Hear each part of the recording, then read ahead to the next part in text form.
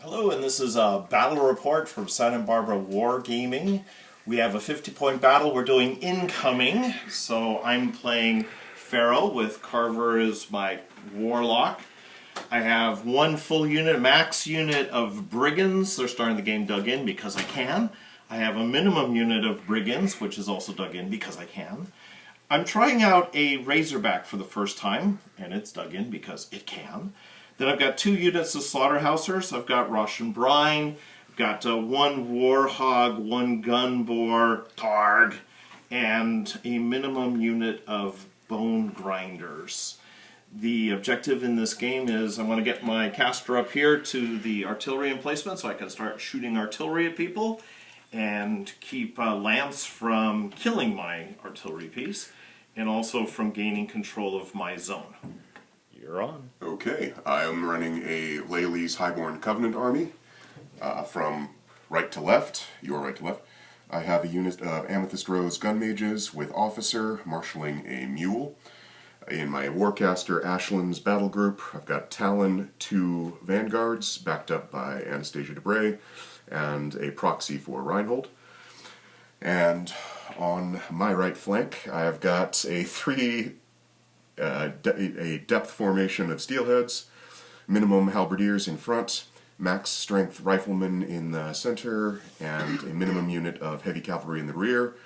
Stannis Rocker, so that deployment doesn't look completely retarded. And that is my initial deployment. Alright, top of turn one, I activated the brigands. I just walked them forward so I could dig them in again, and they prayed for heroic call, so they are tough and fearless. Did the same thing with the other group of brigands. They're dug in, and with the Razorback it is dug in also. Walked the slaughterhouses behind.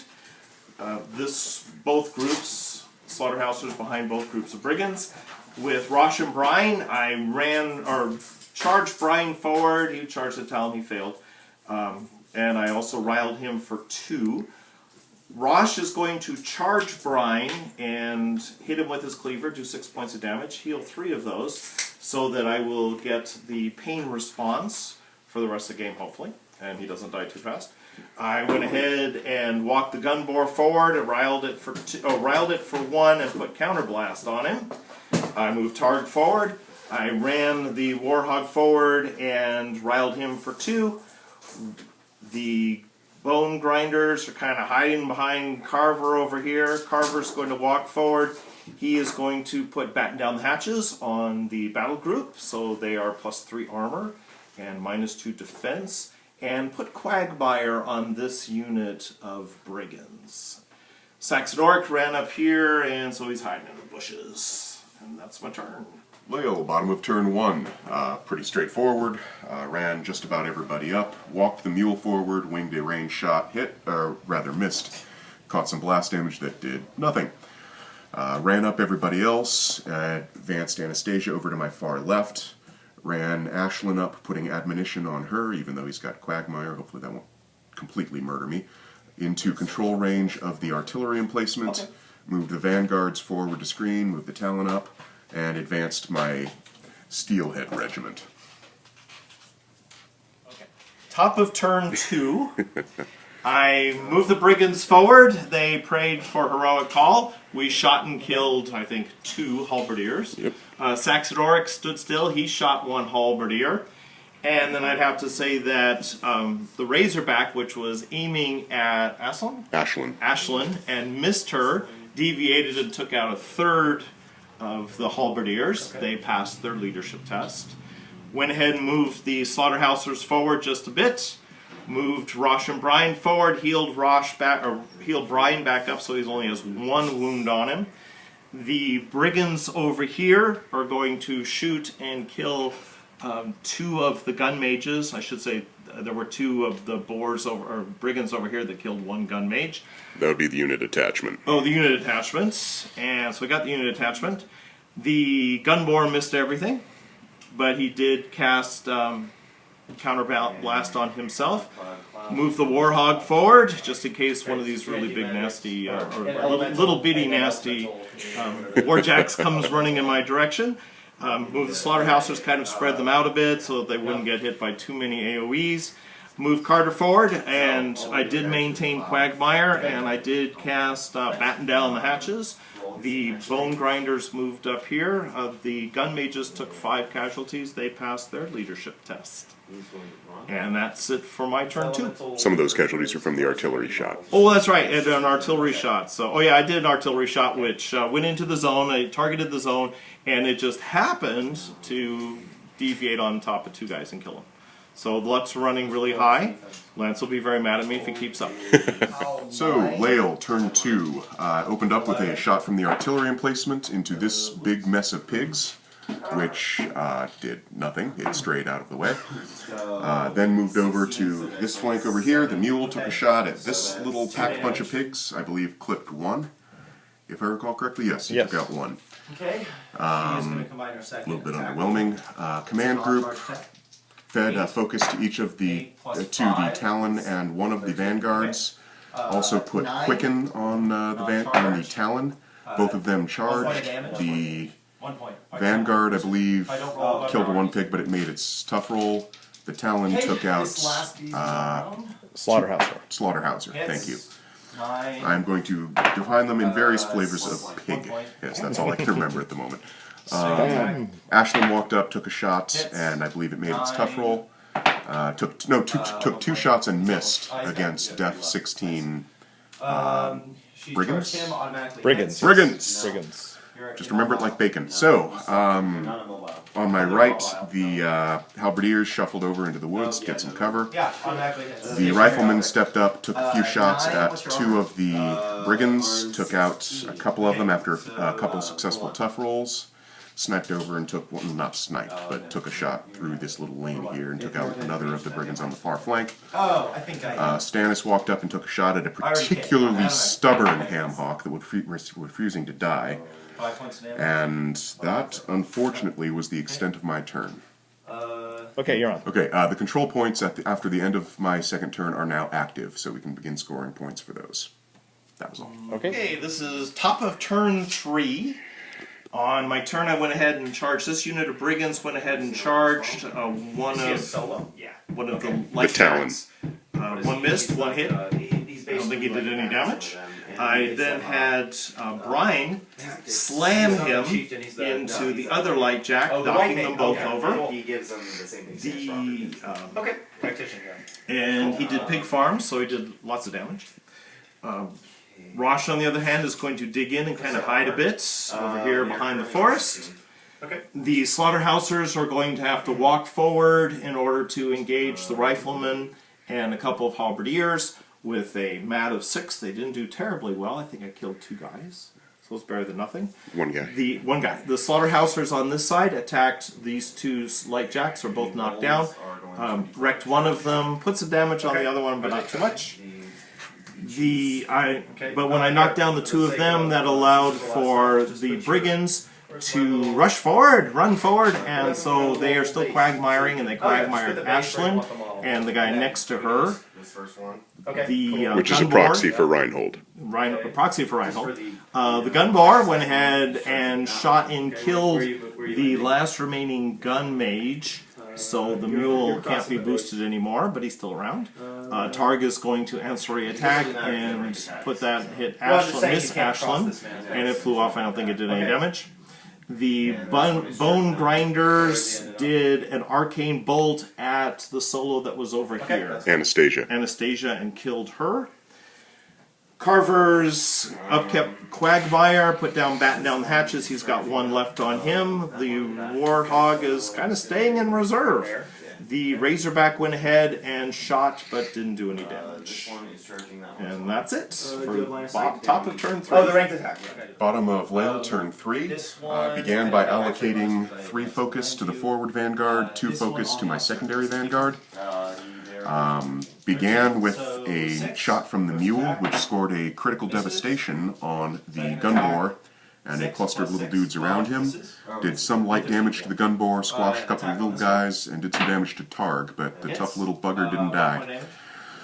Moving to the center, my Vanguard, which had been in the middle of several guys, took a few swings, burned through his focus very quickly, and I believe killed off 2 of them. The secondary Vanguard charged in, took out 1, but was unable, that was with the assault shot on the shield cannon, but was not able to hit anyone else in melee. Ashland dispatched the Brigand, thank you. The Bacon. In close combat with sword, took 2 hand cannon shots, killing off 2 more Brigands. The 1 shot she's given from Virtuoso and a second as a reload from Reinhold. The Halberdiers combined to take down 1 of the Slaughterhousers. The Riflemen took several shots, took down I believe another 1 or 2 of them. And then the Heavy Cav charged in and finished off the Slaughterhousers. I forgot to make use of the artillery shot, but those are the dice, because I'm pretty sure Andy forgot to do that last turn, too. You didn't have anything in the zone, and all I could do was kill. Oh, that's right, I was guy. avoiding the artillery kill zone, like a sensible person. Silly me. That's it, turn 3. But both of us also have 2 victory points because we're controlling our objectives. Which means until something changes, we're... This is the top of turn 4. Pharaoh, I activated Carver first. He upkept the Quagmire again and popped his feet and cast mobility. He and saved 2 Fury just in case this all failed. The Slaughterhousers went and took out the first of the Talons. Vanguards. Killed a Vanguard. And that freed up... Oh, and did a little damage to the other Vanguard. That freed up the Brigands so that they could go ahead and do their charging and running thing. This guy had to stand up. I had 1 charge the Mule. He did 2 points of damage. The other one charged Ashland, hit her with 9? 13. Okay. So, well, that was 13 points of damage, but I hit her, did 13 points of damage to her. He succeeded on the attack roll, needing a 9. Yeah, so getting past the defense was the tough one. Of course, with the Quagmire, she was down to a 15, so I needed a 9. Yeah, so that's what happened with that. Brian went ahead and attacked the other Vanguard. Failed miserably. I think I hit once. Didn't do too much damage. But the game winner was the Gunbore. The Gunbore went ahead and shot my Brigand in the back. And the AoE caught Ashland. Killed the Brigand, but he was tough, so he's fine. And she took enough damage to die, and that was that for this game. So, post-game tactical thoughts, Andy. Alright, well, I was interested in finding out what a Razorback could do, and if you look at the field, you can see that it didn't do too much. I killed a couple of pieces here and there, but right now it's just totally blocked by a bunch of models. So I guess I have to work on my placement, putting them more on the flanks than in the center. So for that, Carver pretty much spent the game being safe, which is not it's not the way I usually play my games. I usually have my my caster or warlock right in the center of things, which is why I take him, because he's pretty darn tough, including his tough rolls. But he stayed back this time. And with the Warhog 2, it made it in on turn 4, but I was pretty much holding back, allowing the infantry to do what they need to do and taking out the jacks or putting some damage on them. Like I said, the Gunbore was the winner this game for shooting my guy in the back. The Bone Grinders did their job. They killed the solo over there and then went ahead and claimed the zone because they're just a bunch of extra guys. I don't think I did particularly well with Rosh, but hey, he's not dead, so I guess that's good. Slaughterhousers and 1 unit, the minimum Brigands, held this flank, and that's pretty much what I wanted them to do. But next turn, if I had not killed Ashland, they were going to just overrun everything, and it was not going to be a pretty sight. Okay. All right. So, this is my first effort at a 50-point game. It does change things a little bit, I'm noticing. My jacks ended up playing a much more prominent role in the combat than I had expected. This pretty much was my 3 light jacks holding off the meat of his army for the majority of the game, which was part and parcel of the... Is it advanced deployment that the pigs can bring? Yes. The advanced deployment resulted in the overwhelming majority of my steelheads being on a flank facing a forest full of really effectively running a skirmishing action brigands. Was never really able to get my steelheads into the real meat of the action, and they're typically my big hammer. I also was holding back on Ashland's feet until I could try to launch a big heavy offensive, and that ended up costing me. I never popped her feet before she got killed. Cool. Otherwise, the light jacks I think did pretty well for what they were supposed to do. I'm not used to ending a game with this many steelheads still on the table. Anastasia was a complete non-factor, partially because I just didn't maneuver her terribly well. My gun mages took a whooping, and I suppose that's just part and parcel of the game. I also am typically much more aggressive with Ashland. She needs to be in the middle mixing it up. But that Quagmire really had me worried, rightfully so, as it turns out. And she kept hanging back and doing a lot more shooting. Reinhold was pretty useful. I'm probably going to be including him very much so in the future. Yeah, you already did assault. Otherwise, the game felt a lot closer than it looked in the beginning. Learned a few good lessons out of this. Number one, that broken terrain just clogs me up. Don't know what there is to be done about that, but we'll see. And Andy played a good game, didn't make any mistakes that I could really exploit, and came through with the ability to hit Ashland, which is really what it comes down to. If she can get hit, she ain't going to stand up for long. Her defense is her best weapon, and the blast damage and well-placed boosts to the attack did their job.